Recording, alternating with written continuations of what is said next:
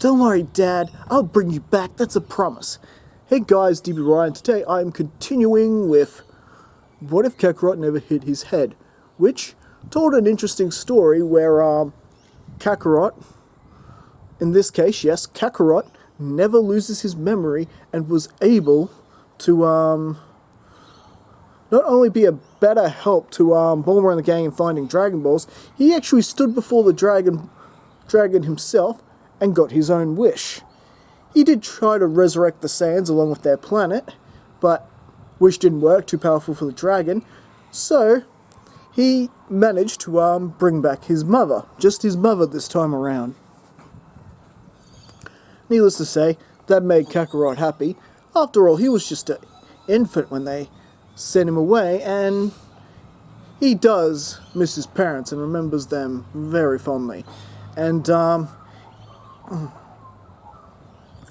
know I got a little bit of heat of bringing Gine back. Something about you can't bring back someone who's been dead for decades. There's only a 1-year time limit for bringing people back.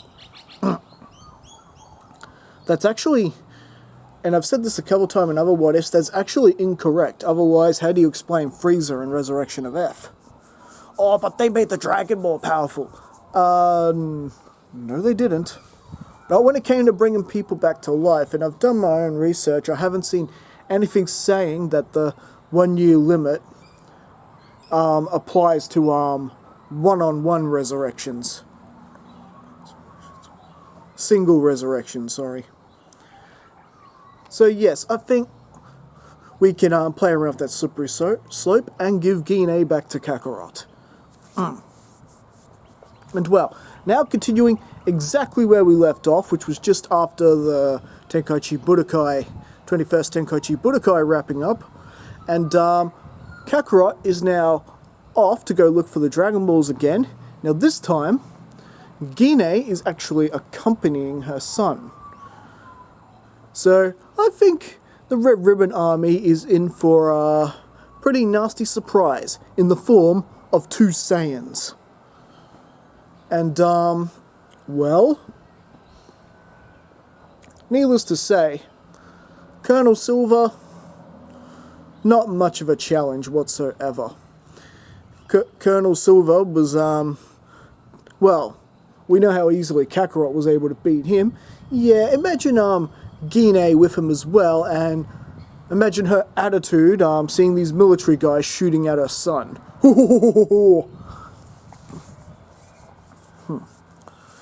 You fire one more round at my son, and you'll never walk again. After all, Gine is a Saiyan after all, and well, you do not mess with the world's strongest mother. So with Silver out the way, and their Dragon Ball acquired, they move on to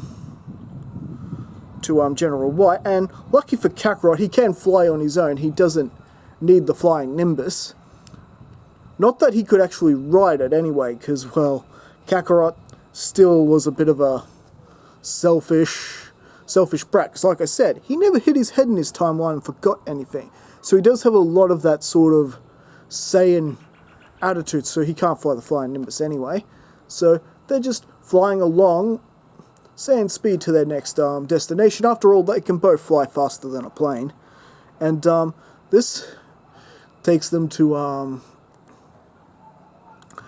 General White's location in Sano's village. Needless to say, it's kind of hilarious when you got Gine and Kakarot knocking on Sano's door and they're just freezing. And they're freezing, there's like little obstacles forming around them. It's a pretty hilarious sight. And, well, they get warmed up and they told them that the Red Ribbon Army's around. They're looking for Dragon Balls. Red Ribbon Army? That must be those guys that attacked Kakarot and I before.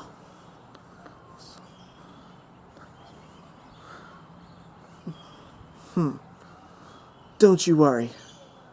We'll take care of them for you. And Sano and her mother, of course, thinking that these two are just absolutely bonkers and insane. You can't just mess with an entire military. Haha. But, of course, Kakarot and Gine are a couple of Saiyans. And, well, after getting some winter outfits, they're both charged and they're heading straight for the stronghold. And, needless to say, the soldiers who were guarding the tower did not do a really good job at all stopping the two. It's Gine, a power level of 500, the strongest thing on this planet at the moment, an absolute beast when it compares to other fighters of planet Earth. And you've got this little Kakarot who's slowly catching up, because after all, Gine and Kakarot train a lot on their downtime and spar a lot. And, well, with that, once they enter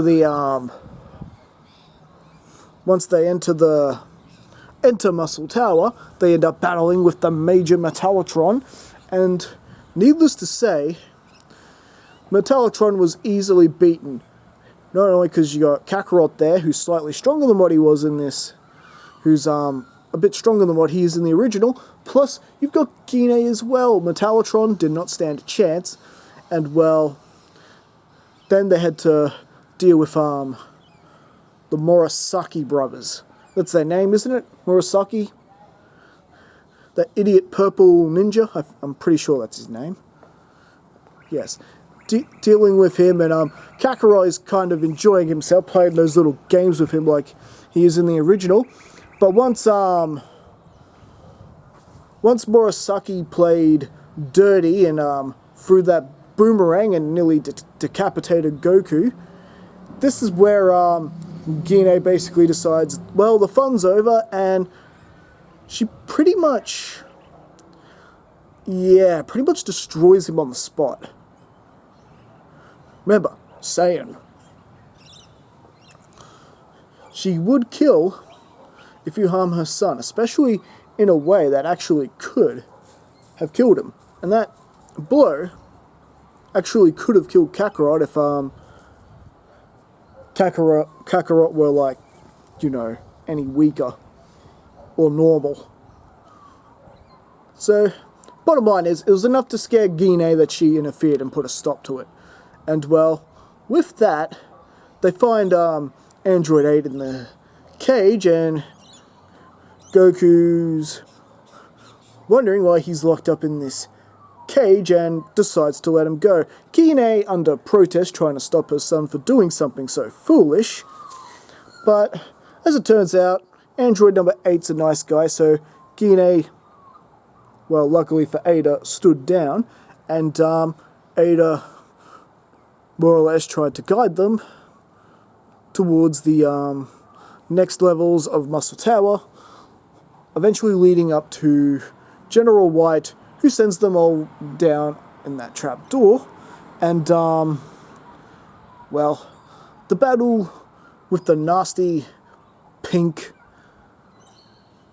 looking monster that General White keeps down there, it went just a lot easier with Gine there, and her being a bit more battle experienced than her son in terms of this. Remember, Gine did spend a bit of time in Bardock's crew before resolving her life as a cook. She does have some battle experience and military and tactic experience. And well, she was able to outsmart the monster the same way Goku does in the original. They freeze him, and Goku firing a Kamehameha, destroying the monster. Teamwork. And well, this definitely left General White in the losing side of the battle, because, well, he didn't have anyone he could really fire any cheap shots to. He tried to get Android number 8 to attack Gine and Goku, but even if Ada were to do such a thing, I don't think it would have mattered much. Bottom line is, he had no way of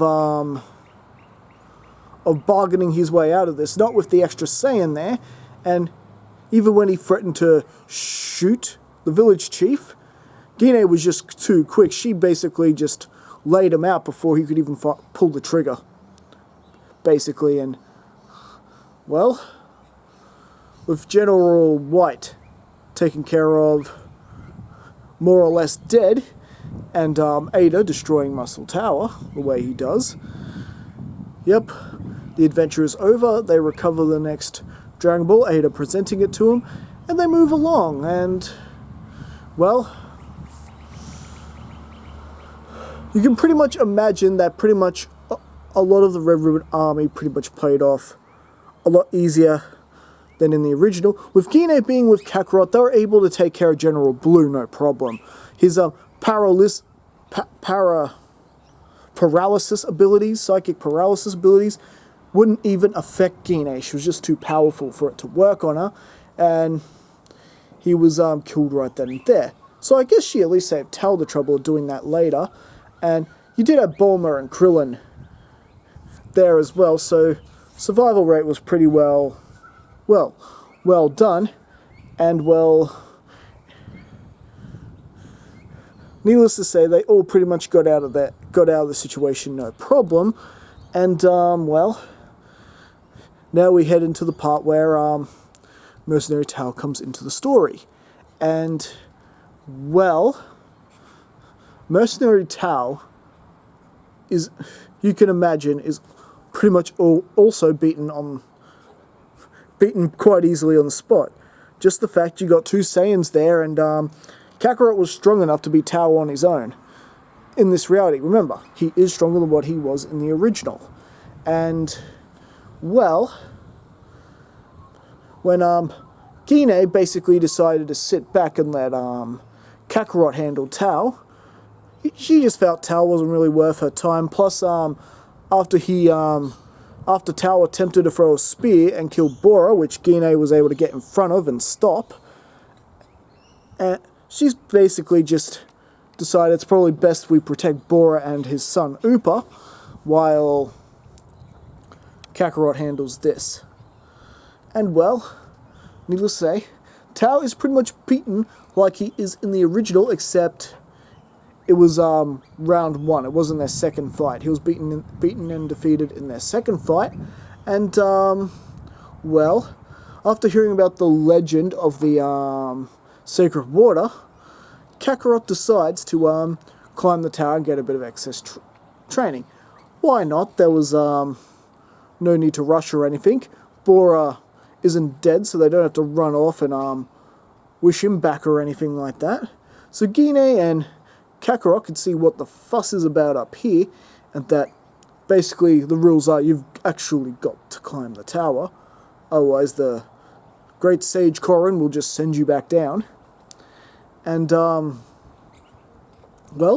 when they're up there, they are quite surprised to see this cat here, and, well, they do go under the Korin's training, and since Goku is a bit stronger and quicker than what he is in the original, he's able to catch Korin in less than a day, Gine taking even less time.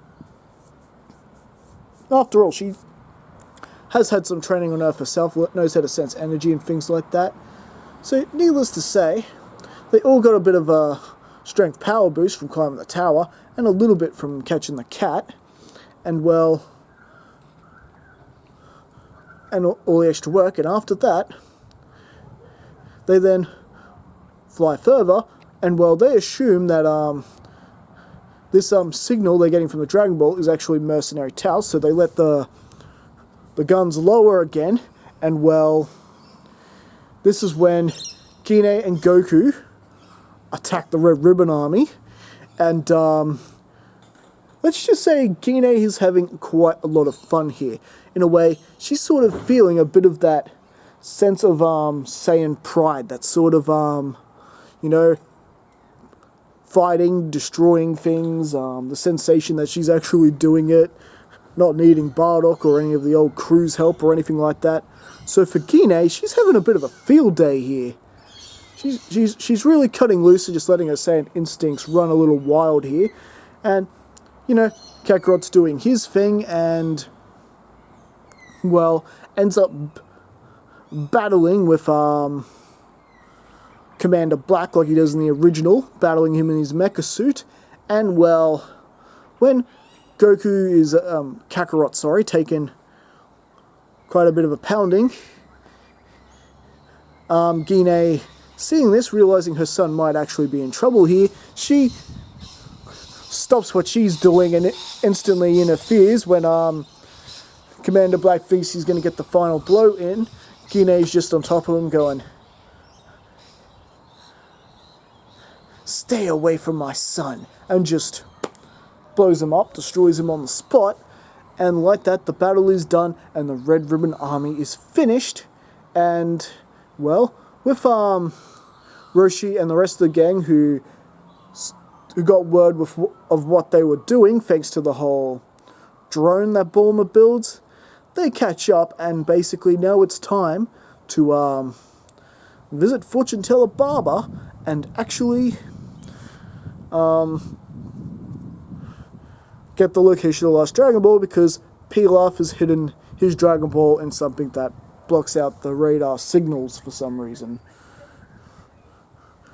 I guess like Superman, it can't see through lead. Anyways, so you can imagine with Gine joining the fight, the battles were pretty much a cinch. And with Gine doing most of the battling up to this point, there was really no need for Yamcha to nearly risk his life battling the mummy. And pretty much Gine got through all 4 fights, but then they got to the final fighter. Now, it's not Grandpa Gohan this time, because Grandpa Gohan's still alive. No. It is, as far as Goku and Gine can tell, another Saiyan. Someone who seems very familiar to both Gine and Kakarot. He's got a tail, certain armor, and a very familiar hairstyle that looks like Kakarot's. I wonder who this could be. And well, you get a fight between Gine and this Saiyan, and well, needless to say, it's still a pretty cool fight. It's still a pretty cool fight, between 2 Saiyans. You can't have anything less for 2 Saiyans battling, even though the Masked Saiyan, which of course is Bardock, is seriously holding back, but he's quite impressed that Gine has actually managed to increase her power since the time she has been gone. From 500, she's about 600-700, something like that. After all, she has been having sparring sessions with Kakarot a lot, and well, he's quite impressed. I didn't expect Gine to actually come along so far. I guess she does have some fight in her after all. But needless to say, Bardock beats her, and pretty much it's made clear that if Kakarot doesn't beat this guy, no one's getting the Dragon Ball. And well, next you get a friendly battle session between father and son. And well, after Gine's basically come to and pretty much working out who he is while they were battling, and well, needless to say, Bardock grabbed Kakarot by the tail and started teaching him the same lesson that Grandpa Gohan ultimately taught in the original, that he's got to make his tail stronger, and he, snaps it off, and he, like Grandpa Gohan, he basically gives up the fight. After all, he would have won easily, no problem. It was all about teaching Kakarot a lesson, and seeing his family again, and, well, with the revelation that it's, Bardock, Kakarot is very, very happy and embracing his dad in a hug, and Gine joining in. So a nice, beautiful family moment there. And they basically inform him that they're the reason they're looking for the Dragon Balls. They want the Dragon Balls so they can now bring him back as well. That's why Gine and Kakarot were looking for them in the first place. And, so, really, returning to Otherworld is just redundant. He doesn't need to. So, if Fortune Teller Barber will just hand over their free fortune and show them where the Dragon Ball is, needless to say, Gine and Kakarot charge suit, and, yeah, Pilaf is just... yeah. another humiliating loss for Pilaf. They recover the Dragon Ball, and they use it, summoning Shenron, and Kakarot says, "I wish for my father to be brought back to me." And well, the halo on Bardock disappears, so now he doesn't have to go back